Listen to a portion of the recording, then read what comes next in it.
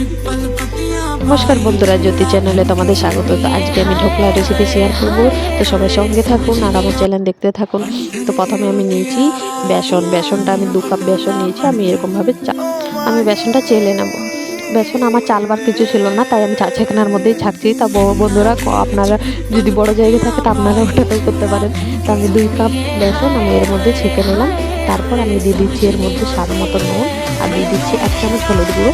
তারপরে এটাকে আমি কাঁটা চামচের সাহায্যে ভালো করে মিক্স করে নেব। ভালো করে মিক্স করা হয়ে যাবে। তারপরে আমি এর মধ্যে দিয়ে দেবো জল। তো জল আমি কতটা ব্যবহার করছি, জল আমি এখন এটা 2 কাপ নিয়েছি, তো জল আমি এখন 1 কাপ আর 8 কাপ মতো জল দিচ্ছি। তারপর আমি দেখে নেব কতটা পাতলা হচ্ছে, তারপর আমি আরও জল দেবো। তো প্রথমে আমি 1 থেকে 1.5 কাপের মতো জল দিলাম। তারপরে এটা ভালো করে আমি মিক্স করে নিচ্ছি। এটা বেশ খানিকক্ষণ ধরে এরকমভাবে মিক্স করতেই হবে, কেননা যত মিক্স করবেন তত আরও স্পঞ্জিটা ভালো হবে। তো আমার আরও জলের প্রয়োজন, তো আমি আরও 1 কাপ মতো জল দিয়ে দিলাম। তারপরে আরও কিছুক্ষণ ধরে এরকম করতেই থাকবো আমি। তো থিকনেসটা দেখুন কতটা, এই দেখুন কতটা পাতলা হয়েছে। ঘন করা হয়ে গেছে, এই দেখুন এতটা বেশ খুব পাতলা না, খুব মোটাও না। ব্যাটারটা এরকমভাবে তৈরি করে নেব। তারপর খানিকক্ষণ ফোটার পর আমি এটা রেখে দিচ্ছি। তারপর আমি গ্যাসে চলে যাচ্ছি। এখানে আমি কড়াই বসিয়ে দেবো, কড়াইটাকে গরম হতে দিয়ে দেবো ঢাকা। তারপর নিয়ে নিচ্ছি একটা জাম। এই জামের মধ্যে আমি অল্প সাদা তেল পুরো জামটার মধ্যে এইভাবে গুলিয়ে নেব। গোলানো হয়ে গেছে। এবার আমি একটা প্লাস্টিক কেটে রেখেছি এই জামটার সাইজে, তো আমি প্লাস্টিকটা দিয়ে দিচ্ছি, তাহলে তাড়াতাড়ি উঠবে আর কি। দেওয়া হয়ে গেছে। এবার এটার দিকে চলে যায়। এটার মধ্যে আমি দিয়ে দেবো এবার ইনোটা আমি দেবো অর্ধেকটা ইনো দিয়ে সঙ্গে সঙ্গে এটা আমি আরও মিক্স করে নেব। দেখুন মিক্স করা মাত্রেই কিন্তু এটা ফুলে যাচ্ছে, তো তাড়াতাড়ি এটা মিক্স করে নিতে হবে। তো তাড়াতাড়ি মিক্স করে নেওয়ার পর আমি এইটা ব্যাটারটা জামের মধ্যে ঢেলে দেবো।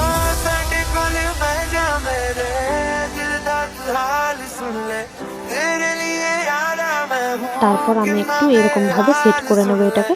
তারপর ওইদিকে কড়াইটা দেখি গরম হয়ে গিয়েছে, তো কড়াইয়ের মধ্যে আমি এটাকে বস করিয়ে দেবো।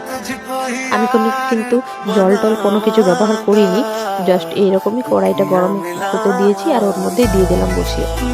জাস্ট 30 মিনিটের পর এই দেখুন এটাও ফুলে গেছে। আমি একটা কাঠির সাহায্যে ভেতরটা চেক করে নেবো সেদ্ধ হয়েছে কিনা। তো দেখুন কাঠিটা পরিষ্কারই আছে, এটা সেদ্ধ হয়ে গেছে। এবার আমি এটা নামিয়ে নেব।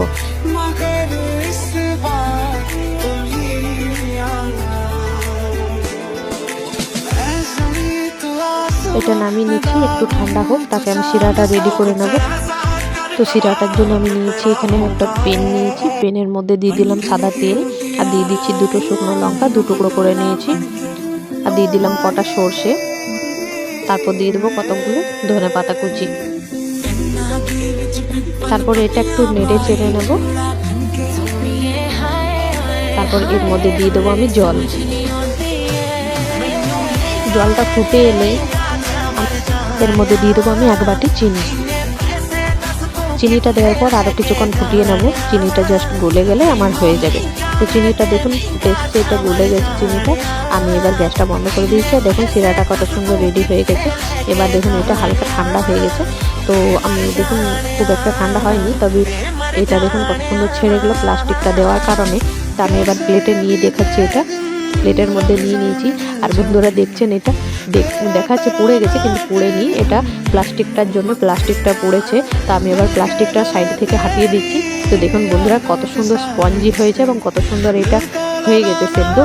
এত সুন্দর সফট স্পঞ্জি হয়েছে, আপনাদেরকে দেখাই আমি সামনে থেকে। এই দেখুন কত সুন্দর সফট হয়েছে, স্পঞ্জি হয়েছে। তো এবার আমি এটা পিস পিস করে কেটে নেব। তারপর এর মধ্যে শিরাটা দিয়ে এটা আমি সবকে সার্ভ করব। তো ভালো লাগলে বন্ধুরা অবশ্যই একটা লাইক, শেয়ার এবং কমেন্ট করে জানাবেন কেমন হয়েছে। আর যারা আমার চ্যানেলে নতুন তারা অবশ্যই একটা সাবস্ক্রাইব করে দেবেন আর আমার সঙ্গে থাকবেন। তো আজকের মতন ভিডিওটা এখানেই বন্ধ করছি। সবাই ভালো থেকো, সুস্থ থেকো এবং আমার নতুন নতুন ভিডিও দেখতে থেকো। টাটা।